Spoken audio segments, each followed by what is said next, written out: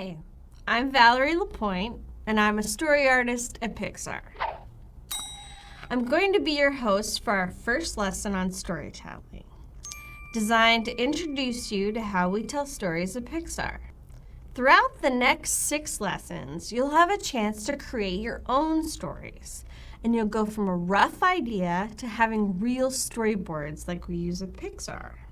Each lesson features Pixar story artists sharing their insights about the story development process. My name is Jomi Shi, and I'm a story artist. Hi, my name is Sanjay Patel. I'm an animator and storyboard artist. I'm Kristen Lester. I'm a storyboard artist. Hello, my name is Mark Andrews, and I'm a director at Pixar Animation Studios. The goal of this video is to remind you that you already are a storyteller.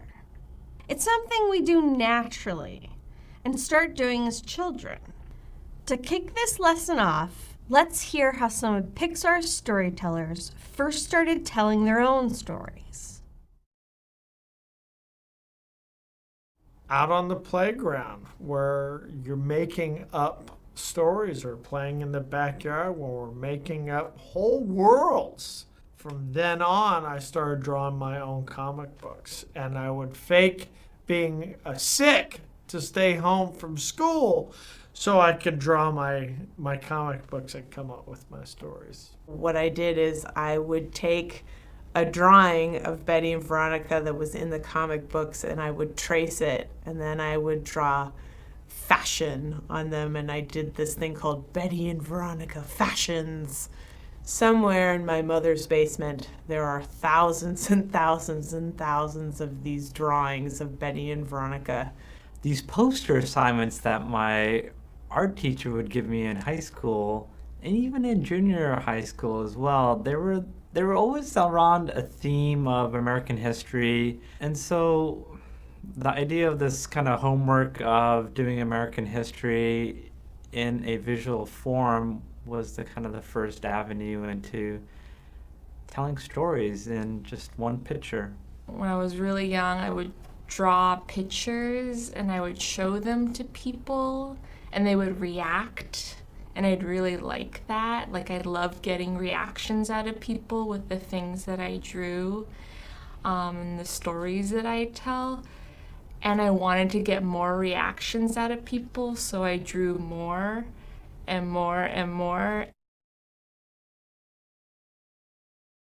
I have to say, growing up, I felt like I had no ideas. I was just the most unoriginal. I always felt like artists have to have these kind of waterfalls of ideas, endless amount of ideas, and I had zero, I felt. So I get most of my stories and my ideas from my life. I think about a lot of stuff that's happened to me, like when was the last time I was happy? When was the last time I felt really sad? When was the last time I cried or I got really angry? Most of my stories originate from my own personal experiences. And I think there's a touchstone there that is very important to the storyteller to find, because it makes us honest. I'm not just gathering kind of ideas and chucking them together and there's a story. No story comes ready-made. One way is that I think long and hard about my experiences in life and moments in my life where I've had what I kind of consider to be an epiphany. I have gained some sort of insight or learned something that I think is really important to share with the world. I think those are the kind of stories that are really fun because they only can come from you and your experience. Nobody else can have the same insights as you because they haven't lived the same life as you. No two people will experience life the same, so no two people will tell a story the same way. Think of this as a superpower we all have, your unique perspective. Only you see the world this way. Now, I want you to think about a memory you have. It could be your most embarrassing memory, frightening memory, or a time you were very surprised. Whatever it is, it's a memory you remember vividly. In this first exercise, you'll have a chance to express this memory in various ways.